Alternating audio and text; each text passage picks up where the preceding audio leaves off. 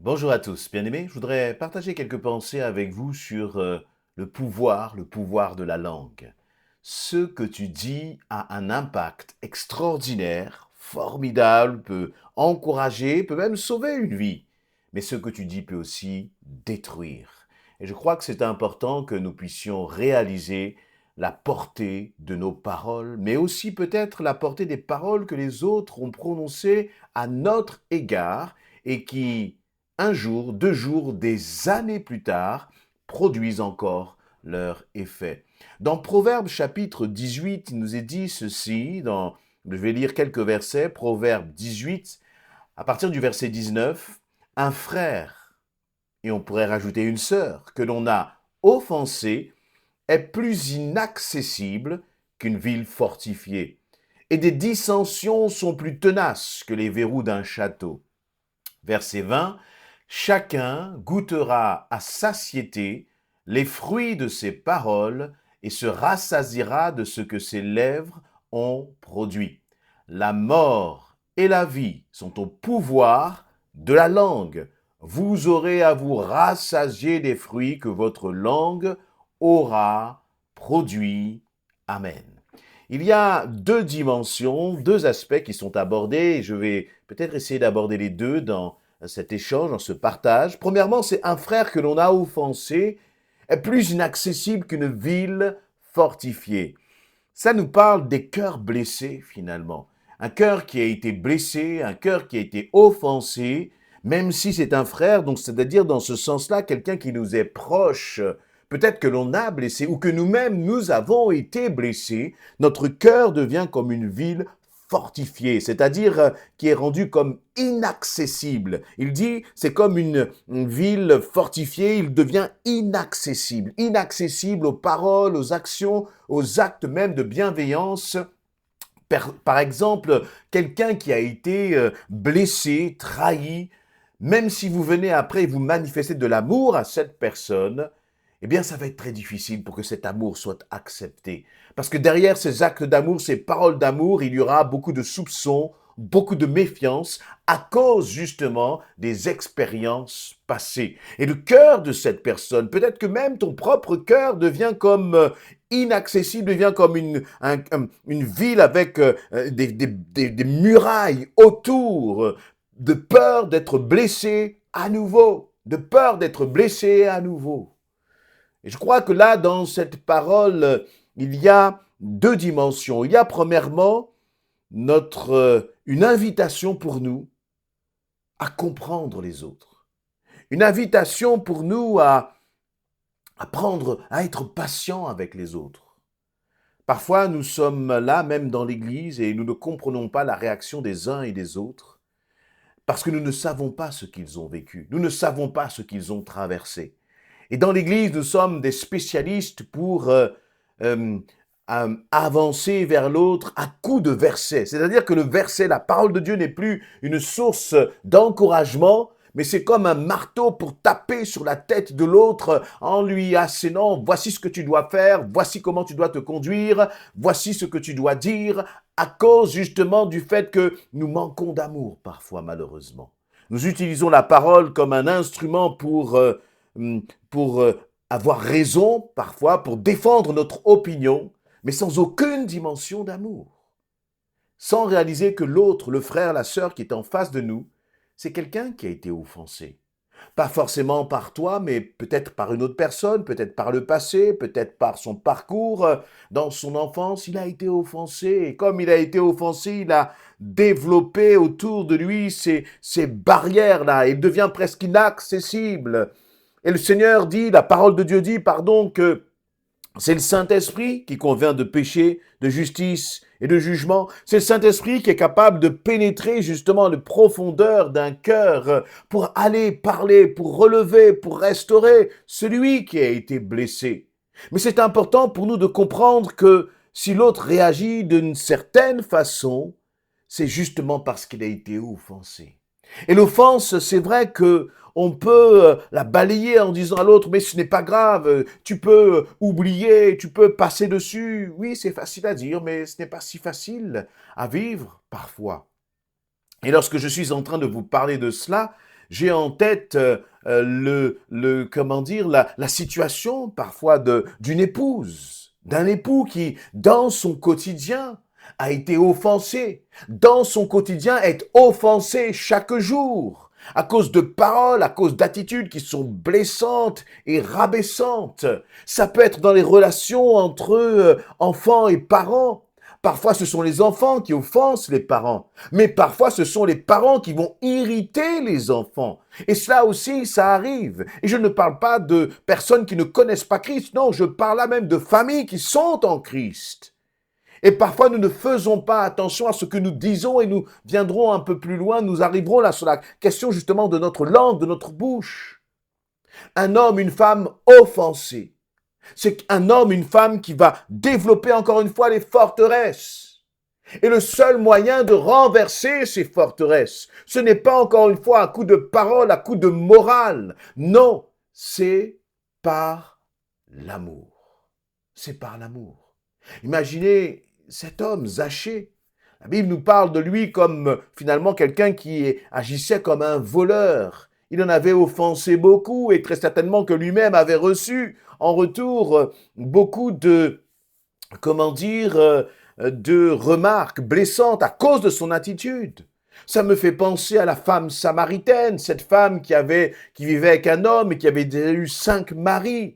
Que d'offenses elle avait dû vivre, mais elle-même avait été aussi l'objet très certainement de railleries à cause de sa façon de vivre. Et cette femme de mauvaise vie, quand on dit de mauvaise vie, c'est la femme qui est presque une femme prostituée, qui vient là dans la maison de Simon, là, ce pharisien qui va inviter Jésus dans sa maison, et elle vient, et puis elle vient au pied de Jésus, elle va renverser son vase plein d'un parfum précieux, elle va prendre ses cheveux, essuyer les pieds de Jésus. Mais de même qu'elle fait ça, c'est une femme qui avait subi aussi l'offense.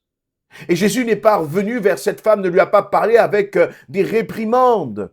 Et cette femme adultère, pensez donc à cette femme adultère, ces hommes qui étaient là prêts à la lapider.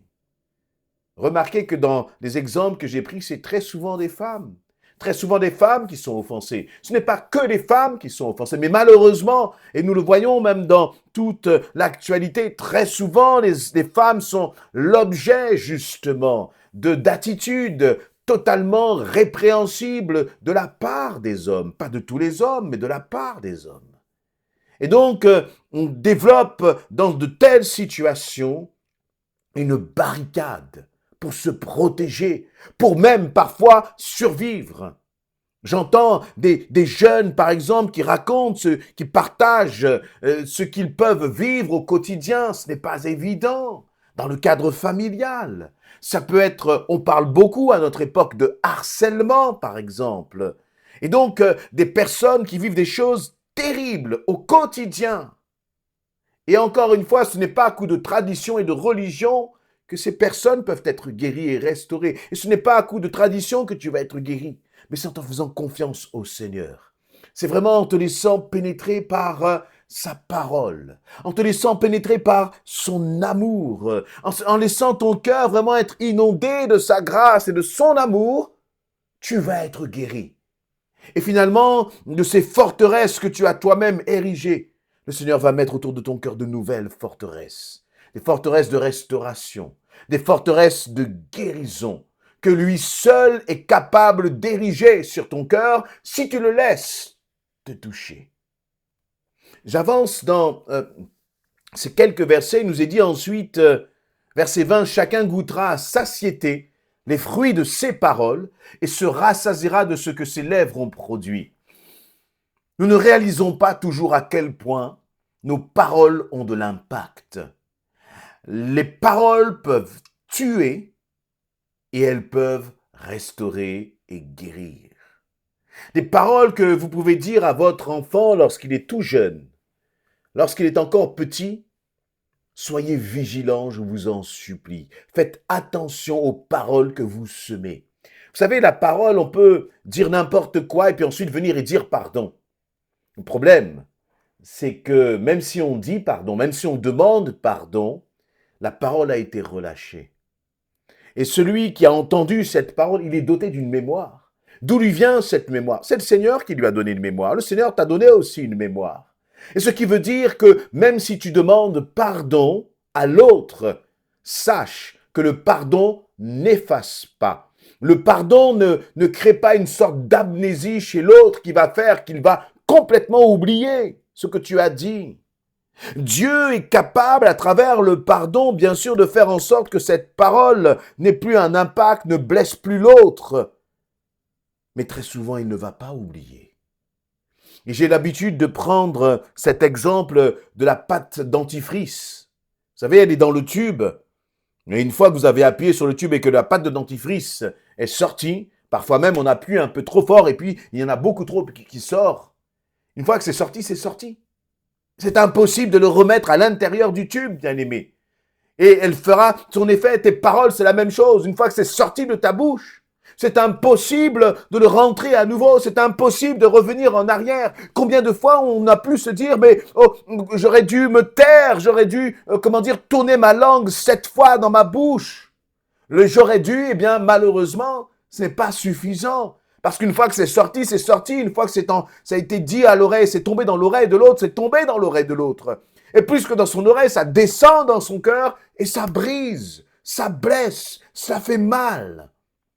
Et la Bible dit que, eh bien, chacun, tu vas goûter à satiété les fruits de tes paroles. Si tu as des paroles acerbes, si tu as des paroles blessantes, alors tu vas récolter aussi ce que tu as semé à travers tes paroles. Il nous dit que celui qui va parler de cette façon, il va se rassasier de ce que ses lèvres ont produit.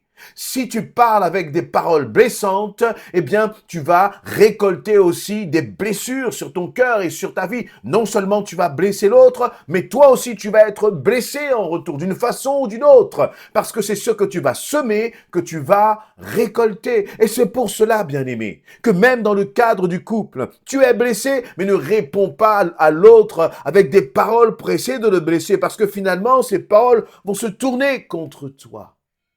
Réalise aussi, et ça c'est le verset 21, que la mort et la vie sont au pouvoir de la langue. Vous aurez à vous rassasier des fruits que votre langue aura produits. Et finalement, cela nous amène à prendre nos responsabilités. L'autre t'a blessé. Mais attention, si tu réponds à l'autre justement, à toi aussi pour le blesser, tu vas être blessé en retour. Mais si tu décides de répondre à l'autre avec sagesse, avec amour, peut-être ça ne veut pas dire que tu ne peux pas reprendre l'autre avec tes paroles, mais de le faire avec, encore une fois, avec sagesse, vraiment guidé par le Saint-Esprit, tu vas récolter toi aussi de la sagesse. Tu vas récolter la paix sur ta vie. Tu vas récolter vraiment des fruits qui vont être bons et pas des fruits amers. Pas des fruits amers.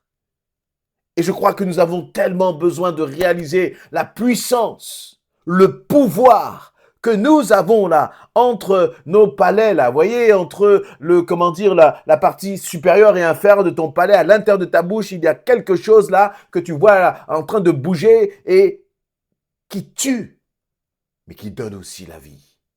Alors, en tant qu'enfant de Dieu bien-aimé, réalisons pleinement cela.